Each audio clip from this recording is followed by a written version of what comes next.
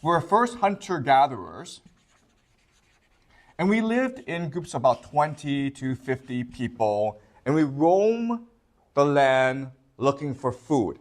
It was uncertain, it was unstable, and then suddenly there was a revolution. We discovered farming, and farming provided a stable source of food that we could control, okay? The word we use is domestication. Okay? Domestication just means that we bring it under our control. And because of farming, we can now create more food than we need. And the word we use for this is surplus. And because there's a surplus, people now could do things besides farming. So for example, we could have leaders, which creates the idea of politics, right? We could also have priests, which introduces the idea of religion. And then we can have creative people, which then gives us arts. And slowly over time, these villages grew into cities. And because there was a lot of people and a lot of surplus, we could now have literature, reading and writing. So we can now store knowledge and then pass it from generation to generation and across cultures, okay? We can now have science and technology. And slowly, over the course of this process, we create modernity, okay? Which is the world that we live in today. So the pivotal step towards modernity was this transition into agriculture. And this is traditionally what we believed about the world. Unfortunately, there's no evidence for this, okay? And in fact, the more evidence we collect, the more we realize this is not true.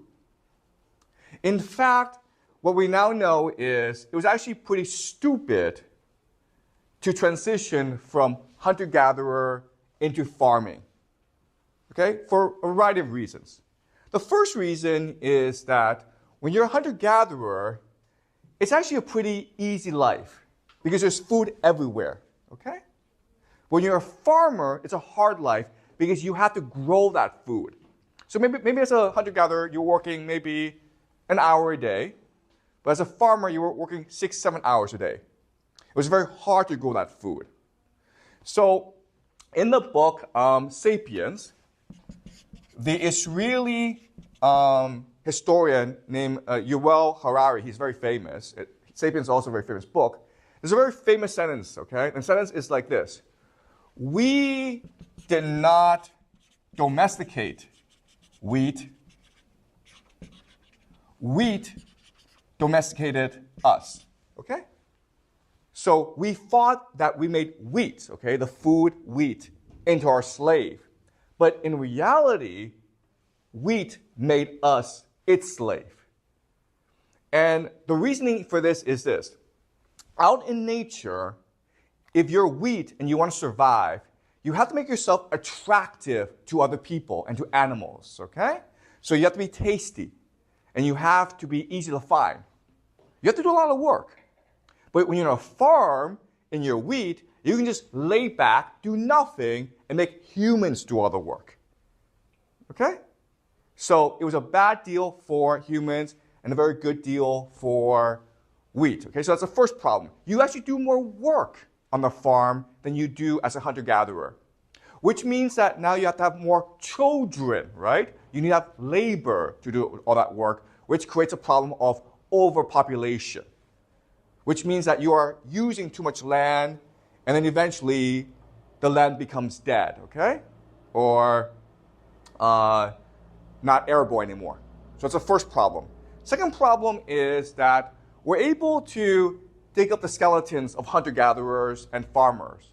And what we see is that hunter-gatherers are a lot taller than farmers. Why? Protein, right? Food. As a hunter-gatherer, you have access to meat. You have access to fruits and nuts and vegetables, okay? Your diet is varied and very nutritious. But as a farmer, you're eating only what you grow, which is mainly wheat and some vegetables, okay? So you're not getting that much nutrition. Then the third problem is that as a farmer, you are much more likely to die early than if you're a hunter-gatherer. Why? Have you guys been to a farm? What's the problem on a farm? Exactly, thank you. Pigs, right? Animals. They're everywhere. Plus, where do you put the garbage? Where do you go to the restroom, right? So because people are together in a very unclean place, it's much more likely to contract disease and then die. Okay? So for these three reasons, the transition from hunter-gatherer to farming makes no sense.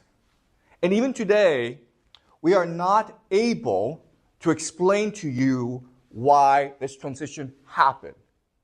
Okay?